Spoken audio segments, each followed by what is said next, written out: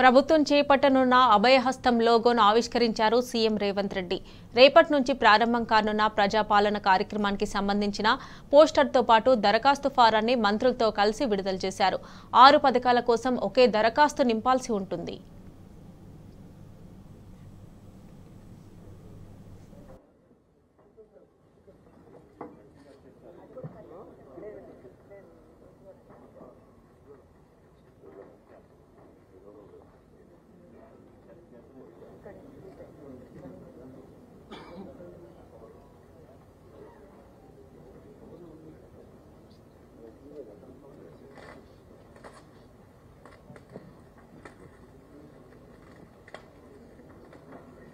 మొక్కకు నీళ్లు ఎంత అవసరమో ఆలోచనకు ఆచరణ అంతే అవసరం అన్న అంబేద్కర్ గారి సూక్తిని మనస వాచ కర్మణ ఆచరించేది ప్రజాస్వామ్య ప్రభుత్వం. పౌరుని నైతికాభివృద్ధి ప్రధానం.